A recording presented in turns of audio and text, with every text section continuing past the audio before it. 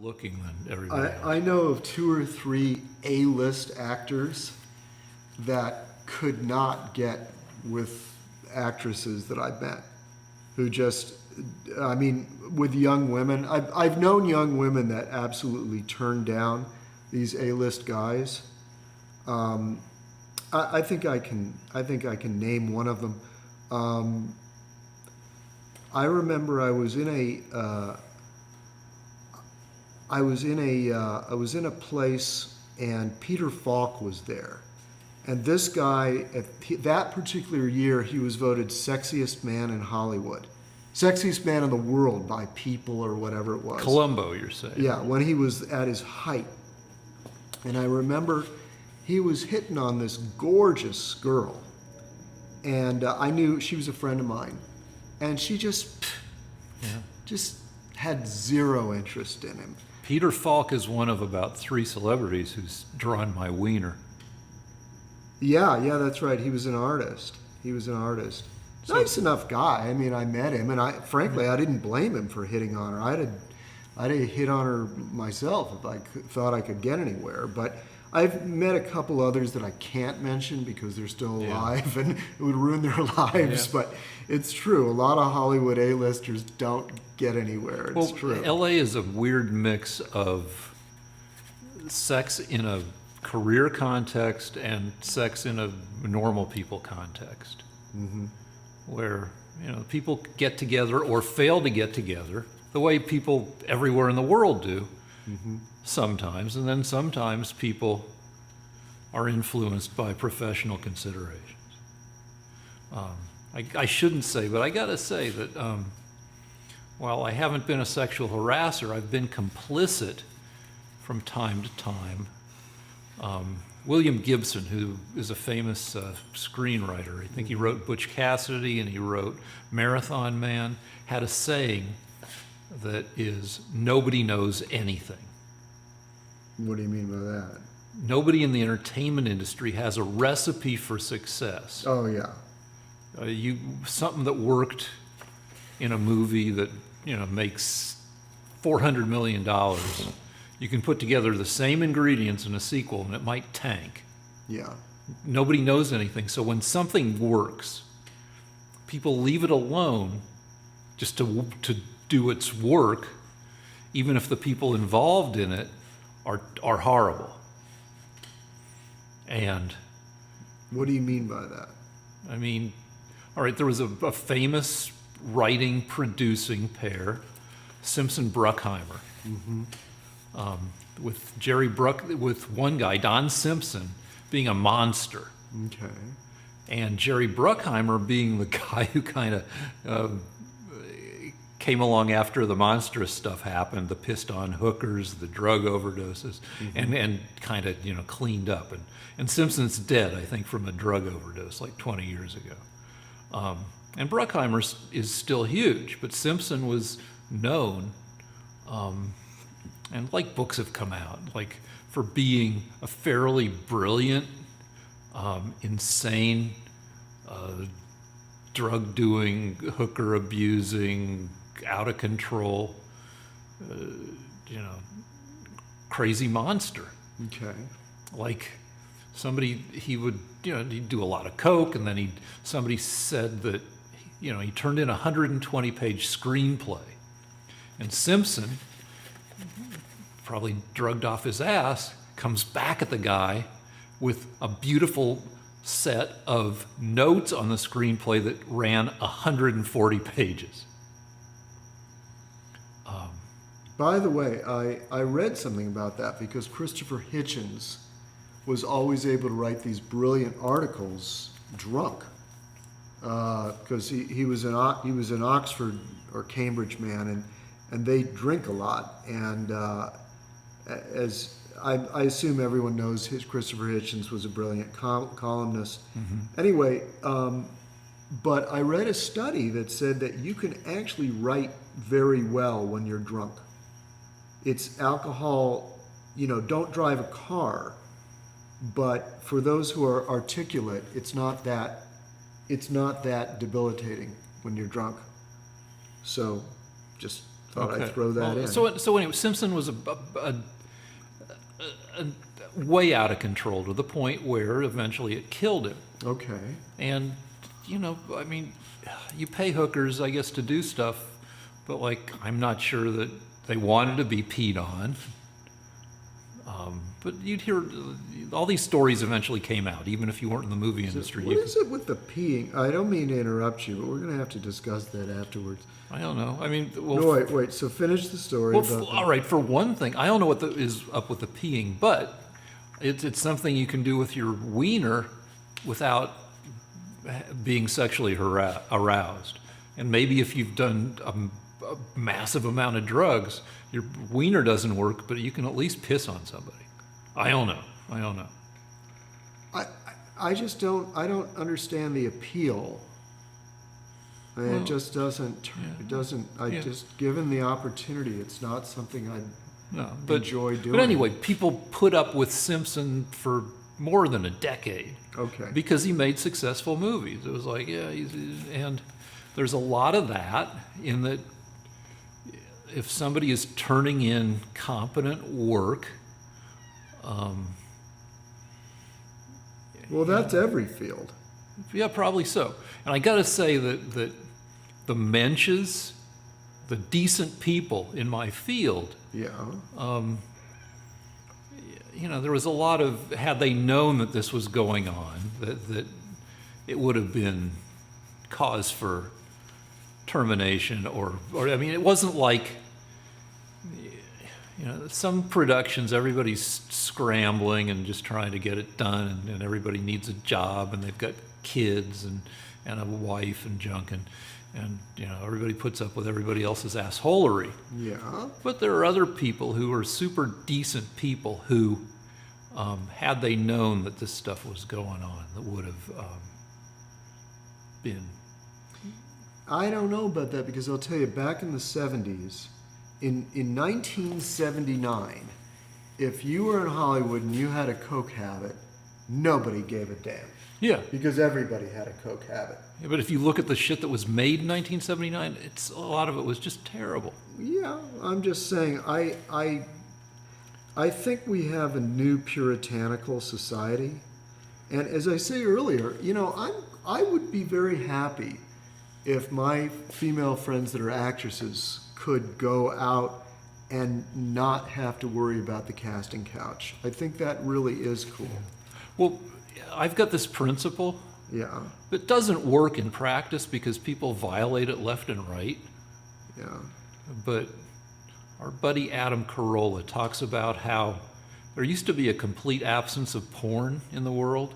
Okay. He said that, his grandpa, he's making a joke, but he said his grandpa had to masturbate to sexily shaped clouds. That there was just nothing there.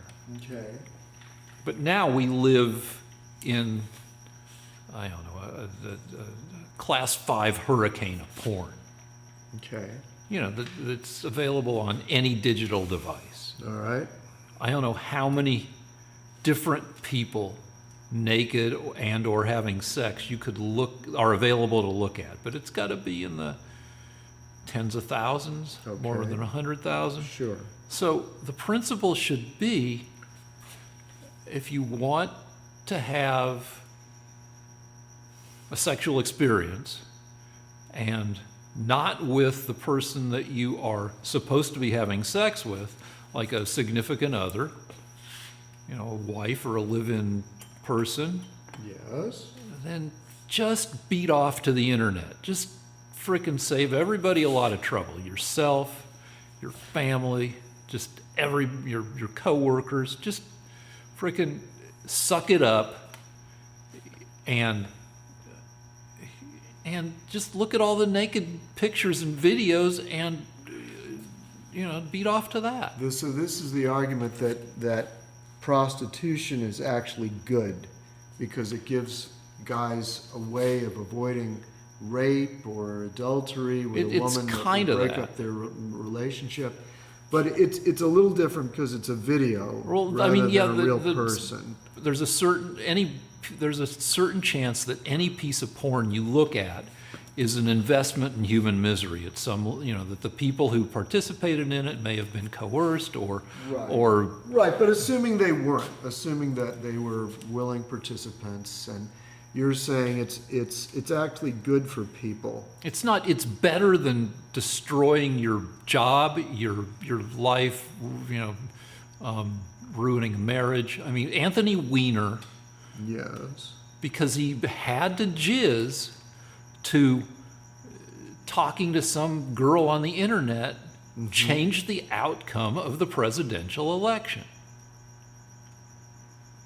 If he doesn't do that, then there's no investigation into him. They don't find Hillary emails on Huma Abedin, his wife's laptop, or his, because they took all the laptops in the household in. Yes. James Comey doesn't go in front of the nation on October 28th before the election and say that they've reopened an investigation into Hillary, which, according to all sorts of analyses, cost Hillary 2% of the vote, which flipped it to Trump. Okay. So Anthony Weiner's now in jail for what, 21 months for sexting an underage girl? I don't All know. because Anthony Weiner needed to jizz so badly. Why couldn't he have beat off to porn? And a feminist explanation for this is that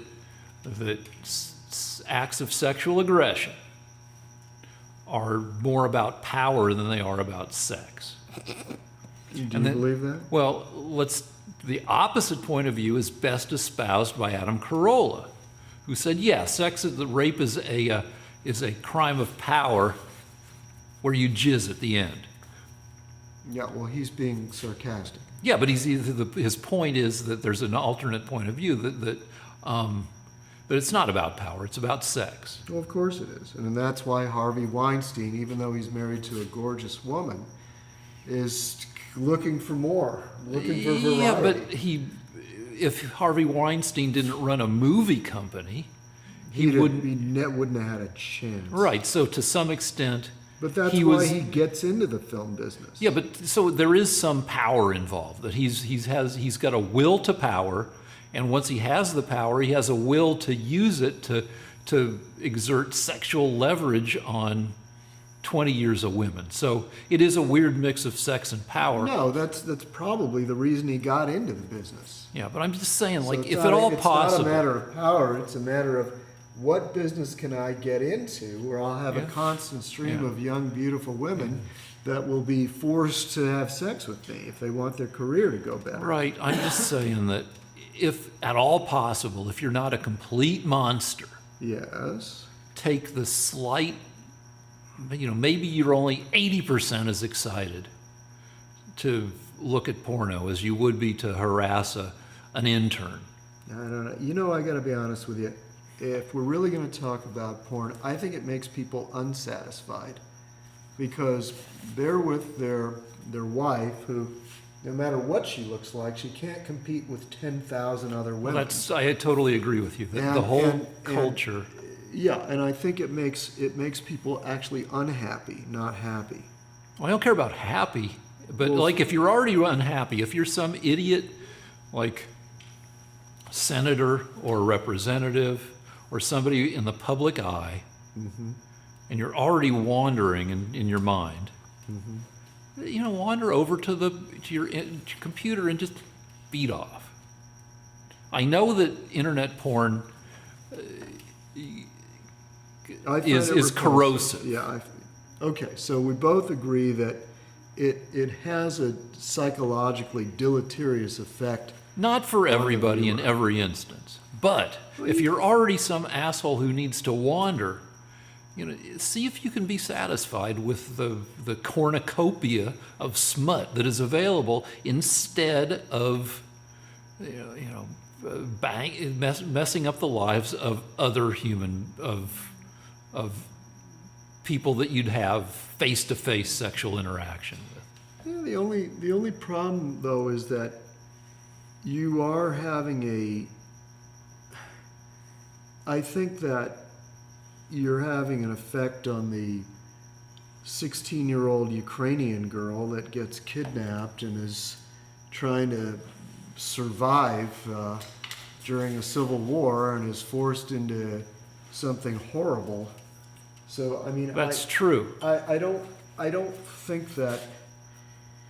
I think that as a general rule, when you go down the path of porn, nothing good comes of it.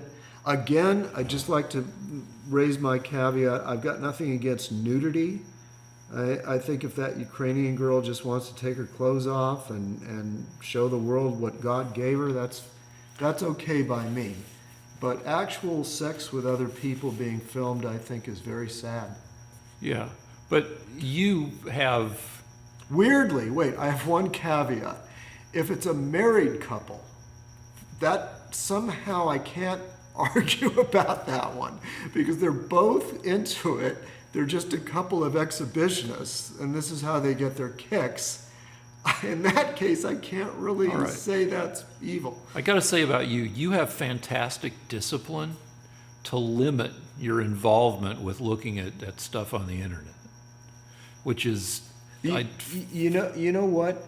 I will look at nude women on the internet. I don't have a problem with that. But it's partly my religion. It's actually all my religion, because I actually think God is watching me, and so I don't want to see porn and then know that God will punish me. And